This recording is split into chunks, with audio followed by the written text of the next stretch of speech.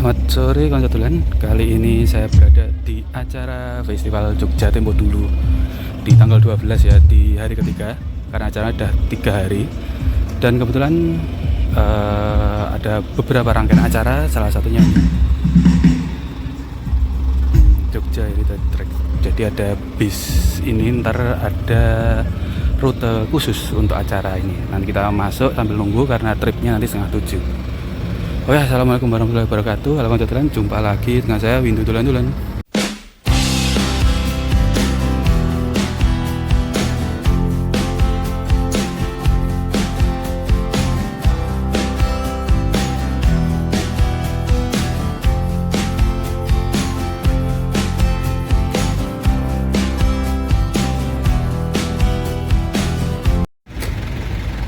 Oke, Mas. Mulai registrasinya jam 6 ya Mas ya? Jam 18.30. Tripnya ya? Ya, terakhir ini. Kakak ikut? Iya, ikut. Udah absen belum? Oke, kawan, barusan udah registrasi ulang di sini kita. Terus dapat ini Festival Jogja Tempo Dulu kantongan kunci. Ini trip terakhir untuk hari ini, jadi ntar pasti seru sih karena udah gelap ini, tapi masih nunggu 6:30. Ntar kita mahriban dulu sambil kita lihat-lihat ini beberapa ini ada pameran kayak gini, pameran foto-foto kayak gini. Terus sana itu ada ini untuk foto booth. Tadi udah nyobain sih, soalnya aku udah kesini dari tadi, dan di sini juga banyak. Kayak ini ada kuliner, tuh ada tulisannya macam-macam, banyak sih ini. Seret ini. Di sini juga ada kayak gini. Terus itu juga ada permainan tradisional kayak ini. Ada egrang, terus ada apa namanya bakyak tadi. Cuma nggak sempet kita review. Terus di situ juga ada sepeda, karena di trip khusus di Festival Jogja Tempo Dulu ini ada 2, ada yang bis sama ini sepeda.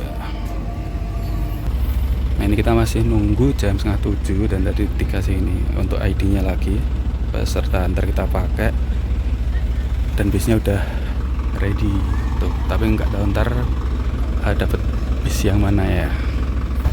Oke, ini kita mau briefing dulu nih, bisnya udah ready dan udah jam 6:30.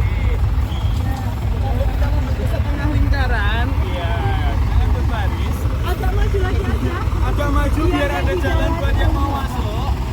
Baik, mungkin saya buka dulu. Assalamualaikum warahmatullahi wabarakatuh. Waalaikumsalam warahmatullahi wabarakatuh. Baik, selamat malam Ibu, Mas, Bapak, dan semuanya. Sebelumnya perkenalkan, nama saya Budi. Kemudian di sebelah kanan saya ini ada Mbak Ayu. Sebelah kanannya lagi ada Mbak Agnes. Kami bertiga ini sebagai edukator yang nanti akan membersamai Bapak Ibu, teman-teman semua untuk keliling kota Yogyakarta dengan BCHT di rute spesial yaitu Sumringah dengan sekolah. Iya. Oke, nggak perlu. Iya. Baik, kemudian rute kita nanti kita akan mengelilingi sekolah-sekolah yang menggunakan bangunan cagar budaya yang ada di daerah, kurang lebih di daerah Kota Baru sampai ke daerah Jetis.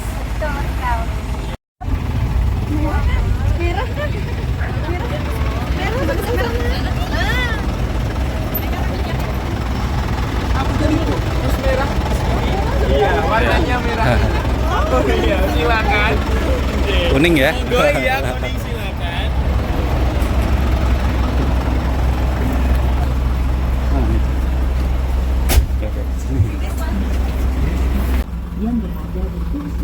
Nah, monggo kalau duduknya sudah nyaman dipakai dulu sabuk pengamannya.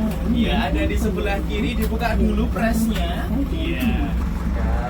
Yakin? Tak cek sound dulu. Are you ready? Ready. Oke. Baik, kita akan mulai jalan-jalan kita di malam hari ini. Tapi saya buka terlebih dahulu. Assalamualaikum warahmatullahi wabarakatuh. Waalaikumsalam warahmatullahi wabarakatuh. Salam, Om Swastiastu, Namo Buddhaya. Salam kebajikan dan salam sejahtera untuk kita semua. Selamat malam semuanya.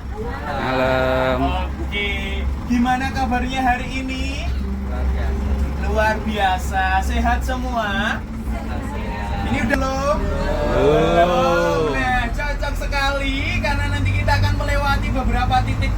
Jogja. Ya, melewati. Iya. Buat jadi referensi makan malam itu maksudnya. Sumringah minyang sekolah atau bersemangat berangkat sekolah. Ya, di rute kita kali ini kita akan belajar mengenai bangunan-bangunan cagar budaya peninggalan Belanda yang difungsikan sebagai bangunan pendidikan atau sekolah. Seperti itu. Silakan dada-dada. Iya. Iya, silakan kalau mau dada-dada. Siapa tahu dada-dada gratis nasi goreng. Iya, siapa tahu dikasih ya, dikasih nasi goreng.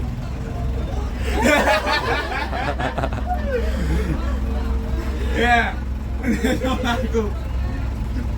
Salah satu keunggulan dari Jakarta adalah kacanya panoramik. Ya, sehingga kita bisa dada-dada berinteraksi dengan pengguna jalan yang lain. Seperti itu. Ini ada nasi goreng ya. Ada yang tahu nasi goreng apa? Padmanaba. Padmanaba. Ya, dinisbatkan atau didasarkan kepada tempat ini. Ya, ini adalah sekolah apa? 3B. Ya, SMA 3B. SMA Negeri 3 Yogyakarta, di masa lalu namanya 3B. Zaman dahulu ya namanya adalah AMS. Dan bangunan ini dibangun di tahun 1919. Ya, kita udah jadi apa tahun itu? Belum direncanakan bahkan ya. Di tahun 1919 kemudian didirikan AMS atau Al-Khomeini Middlebury School. Al-Khomeini Middlebury School atau AMS ini kemudian berdiri SMA 3 Yogyakarta. Kode A ini adalah sekolah yang fokus di bidang ilmu kebudayaan. Nah, ini adalah sekolah yang menggunakan kode A. Sementara yang menggunakan kode B ini adalah sekolah yang fokus ke bidang ilmu pengetahuan alam atau sains. Kemudian ada yang kodenya apa lagi? C. Ini adalah fokus di bidang sosial dan ekonomi. Jadi selama kita ikut trip yang kali ini ya, ini kan edisi khusus Jogja Tempo dulu. Kita keliling-keliling di bangunan-bangunan yang terkait dengan pendidikan dari daerah Kota Baru sampai di Jetis. Sebelum 3B tadi kita lewat di SD Negeri 1 Ungaran. Kemudian kita lewat SMA 3. Kemudian ini kita belok ke arah Terban melewati SMP 8. Kemudian nanti lewat di SD Bobkri Gondolayu. Ini banyak ditemui di bangunan-bangunan Belanda. Ini namanya adalah corak Louvre. Apa? Louvre. Louvre. Louvre. Atau Krepia. Bisa dilihat dulu di sebelah kiri kita ini ada apa? Tugu Jogja. Tugu Jogja ini bangunan Belanda atau bangunan Jawa? Yakin? Iya. Jawabannya adalah bangunan Belanda. Loh, gitu kan? Kita tahan dulu. Jadi tugu yang baru saja kita lihat dikenal dengan nama Tugu Pal Putih. Nah, ini dibangun Belanda di tahun 1889. Iya, tapi tetap atas restu Sultan Hamengkubuwono yang bertahta saat itu. Tetapi yang bangun dan mendesain itu adalah orang-orang Belanda. Karena tugu sebelum Tugu Pal Putih namanya Tugu Golong Gilik. Ini adalah tugu pertama Jogja yang dibangun oleh Sultan Hamengkubuwono pertama. Namanya tugu apa? Golong Gilik. Bentuknya seperti apa Mas? Bisa dilihat nanti di sebelah tenggara dari Tugu Jogja itu ada diorama. Sedikit selingan ya, tadi ada penjelasan mengenai Tugu Jogja atau Tugu Pal Putih alias The Witpol. Karena ya Jogja itu kalau belum demok tugi rung dolan nang Jogja, ibaratnya tuh gitu. Kita lanjut lagi, kali ini kita sudah masuk di daerah Jetis. Ini kita lewat di SMP Negeri 6, kemudian ada SMK 3 dan SMK 2. Nah, ini dari sini kita ke barat harus putar balik.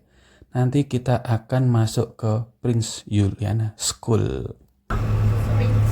Princess Juliana School atau PJS. Ya, Princess Juliana School ini adalah sekolah kejuruan yang sudah ada sejak zaman Belanda. Ya, kemudian bangunan ini ditujukan agar orang-orang Belanda, pemerintah Belanda, industri-industri Belanda itu dapat ahli dari orang-orang Indonesia dan orang-orang Belanda. maka dibangunlah sekolah kejuruan. Princess Juliana School ini setingkat seperti AMS, yaitu SMA. Ya, kita akan kunjungi SMK 2 Yogyakarta ini. Apakah masih hujan, Mbak Agnes? Ya, hujan ya. Oke, nggak apa-apa. Nah, bisa dilihat ini ada pintu. Inilah Louvre atau Grab ya. Ya, Louvre. Seneng banget kalau saya ngomong Louvre gitu.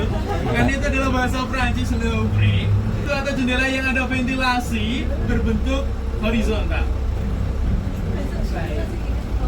Louvre. Nah, ini kita turun nggak, Mbak? Iya. Monggo kita turun. Mana sih belakangnya? Bukan itu kayaknya. Baik. Kita akan turun. Ya, monggo silakan. Ya, kita transit pakai payung. Ya.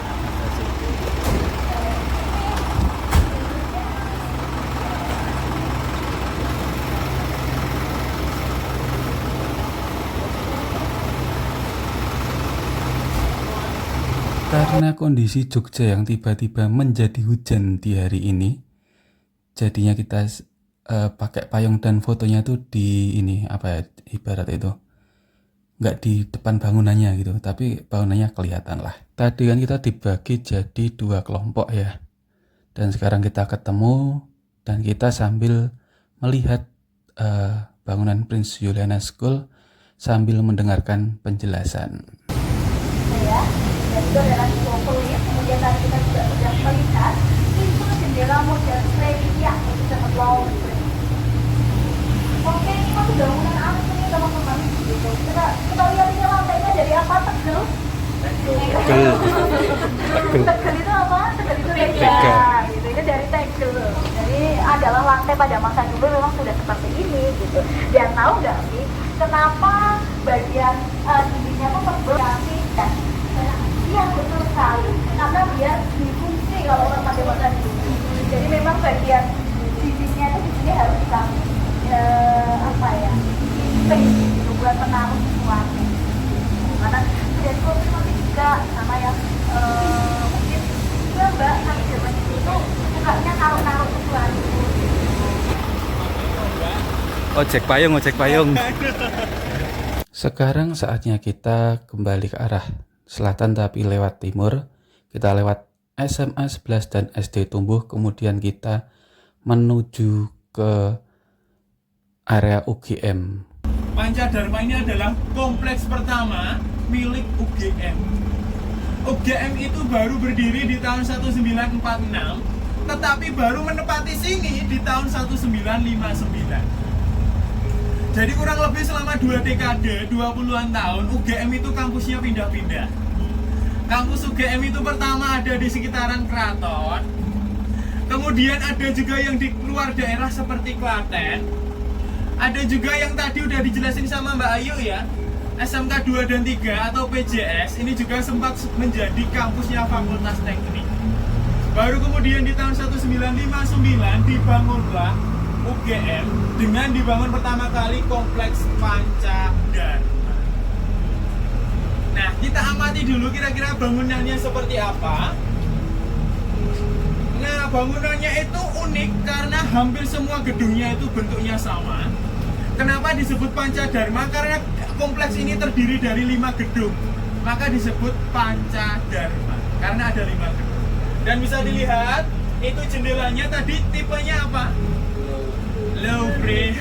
Setelah melihat bangunan Pancadharma di UGM, kita ke arah timur lewat bundaran UGM, lewat SMP 1, kemudian kita kembali lagi ke Kota Baru, kita masih lewat SMP 5, SMA Bogri 1, kemudian kita balik ke barat ke arah start kita tadi di area Festival Jogja Tempo Dulu, Lapangan Widoro Kandang.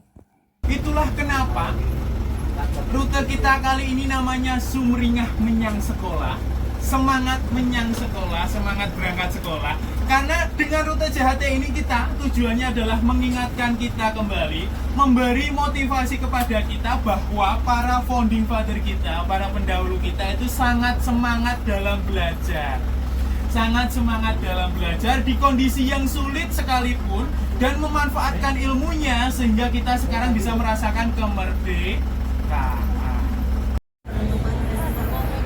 Oke, lanjutkan tadi udah ikut trip ya di beberapa lokasi sekolah tadi urut dari SD Ungaran 1 sampai ya, pokoknya muter-muter.